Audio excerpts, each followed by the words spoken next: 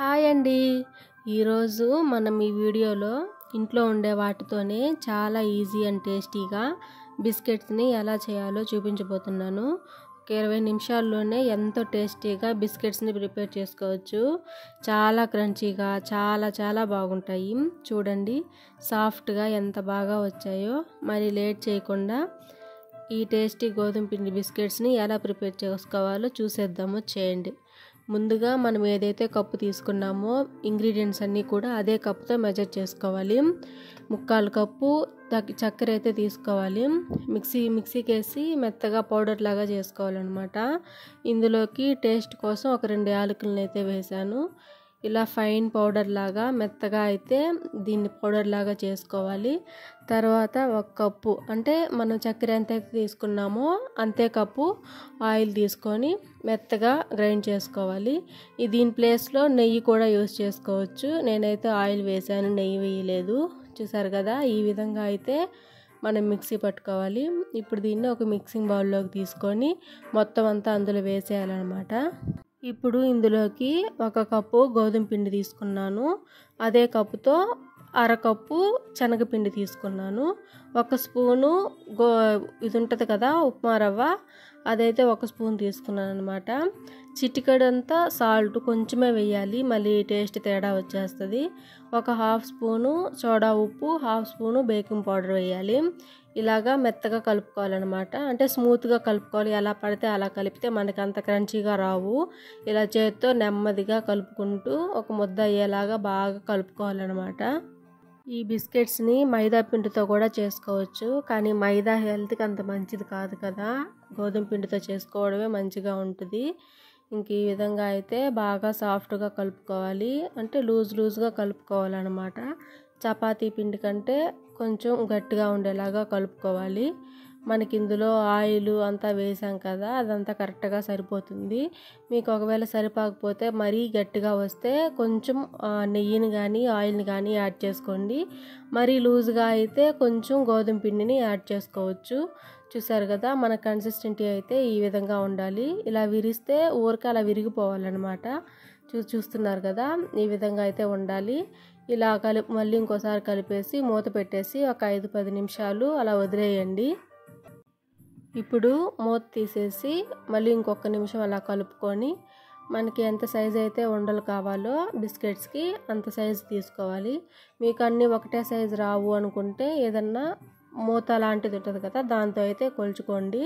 నేనైతే నార్మల్గానే చేసాను. ఈ విధంగా అన్నీ ఇలా ఉండలు చేసి పక్కన పెట్టుకోవాలన్నమాట. ఇప్పుడు మనం ఓవెన్లో పెట్టుకోవట్లేదు కదా, గ్యాస్ మీదే చేసుకుంటున్నాము. అందుకని ఒక ప్లేట్ తీసుకొని 1 స్పూన్ ఆయిల్ వేసి ప్లేట్ అంతా స్ప్రెడ్ చేసుకోవాలి. మనకి బటర్ పేపర్ కూడా ఏం వేయట్లేదు. ఇది మొత్తం స్ప్రెడ్ చేసిన తర్వాత కొంచెం అంతా గోధుమ పిండిని ఇందులో వేసుకొని మొత్తం అంతా చల్లుకోవాలన్నమాట. గోధుమ పిండి అంతా మొత్తం స్ప్రెడ్ అయ్యేలాగా చూసుకోవాలి. ఇప్పుడు ఒక్కొక్క ముద్దని అంటే కొంచెం ప్రెస్ చేసి ఇందులో పెట్టేసుకోవాలన్నమాట, అన్ని ముద్దల్ని. చూస్తున్నారు కదా, ఈ విధంగా అయితే మొత్తం ఒక్కొక్కటి అన్ని వరుసగా ఇలా పెట్టేసుకోవాలి. ఒకదానికి కొంచెం గ్యాప్ ఇచ్చేలాగా చూసుకొని ఈ విధంగా మొత్తం అయితే పేర్చుకోవాలి. ఇప్పుడు మనం బేకింగ్ చేసుకోవడానికి ఇలాంటి మందపాటి గిన్నె అయితే మనకి అడుగు మాడకుండా కొంచెం బాగుంటుంది అనమాట. ఇది ఇట్లాంటిది అయితే కొంచెం బాగుంటుంది. దీన్ని అయితే ఒక 5 నిమిషాలు ముందు మనం ప్రీహీట్ చేసుకోవాలి. అది కూడా మీడియం ఫ్లేమ్ మీద. ప్రీహీట్ అయిన తర్వాత మనము ముందు ప్రిపేర్ చేసుకున్నాం కదా ఈ బిస్కెట్స్, వీటి మీద నేనైతే డ్రై ఫ్రూట్స్ అయితే వేస్తున్నాను. కొంచెం కట్ చేసుకొని పంప్కిన్ సీడ్స్ అయితే ఇలా వేసాను. మనకి ఇక్కడ ప్రీహీట్ అయిపోయింది. ఇప్పుడు ఇందులో నా దగ్గర స్టాండ్ ఏమీ లేదు, అందుకని చెప్పేసి ఇలా ఒక మూత ఉంటుంది కదా, ఆ మూతనైతే పెడుతున్నాను. స్టాండ్ లేకపోయినా ఇలాంటి మూత అయినా పెట్టుకోవచ్చు, సాల్ట్ అయినా వేసి పెట్టుకోవచ్చు అనమాట.